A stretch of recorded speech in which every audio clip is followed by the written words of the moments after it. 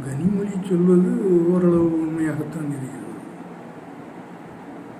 அவர் என்ன சொல்ல வருகிறார்?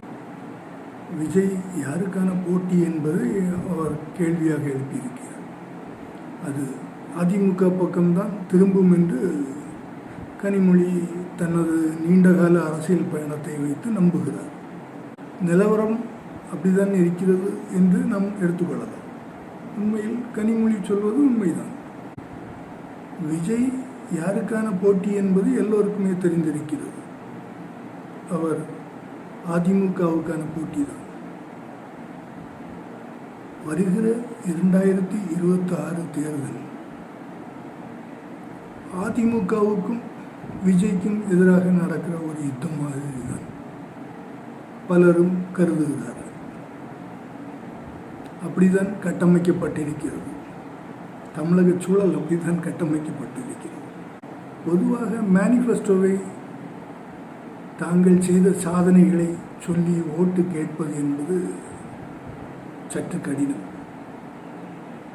இனி என்ன செய்ய போகிறோம் என்பதை தெரிவிக்கிற தகவல்கள் மட்டுமே மக்களால் நம்பப்படுகிறது.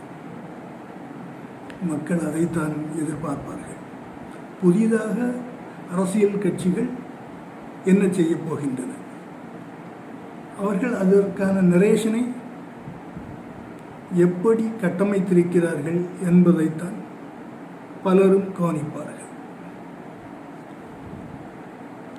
அந்த நரேஷன் கிட்டத்தட்ட ஓட் பேங்குகளை சார்ந்து தட்டி எழுப்புவையாக அல்லது ஓட் பேங்குகளை மீள் உருவாக்கம் செய்பவையாக திரும்ப திரும்ப தங்களுடைய கன்சாலிடேஷன் செய்யும் முயற்சிகளை அரசியல் கட்சிகள் செய்யத்தான் செய்யும்.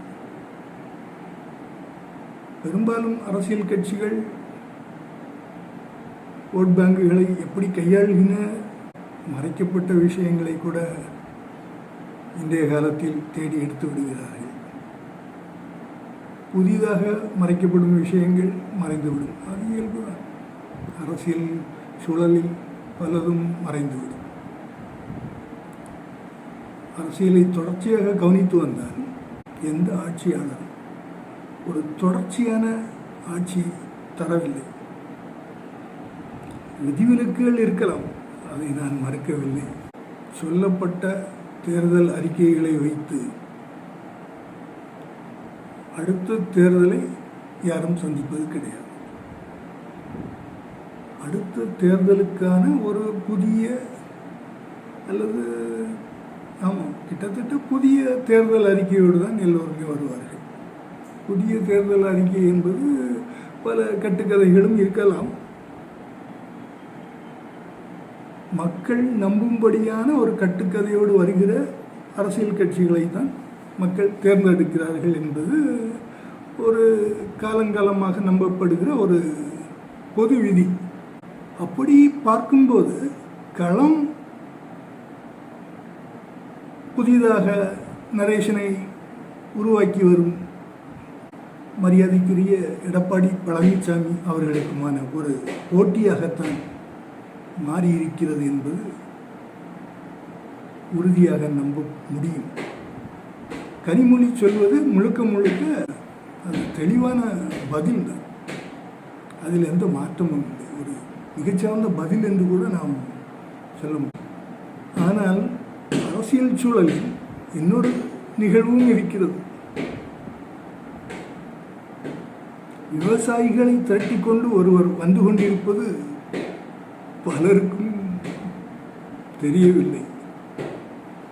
அவர்கள் எந்தெந்த பகுதிகளில் செயல்படுவார்கள் என்பதும் எத்தனை சதவீதம் ஓட்டுகளை பெறுவார்கள் என்பதும் யாராலும் கணிக்க இயலாத ஒன்று.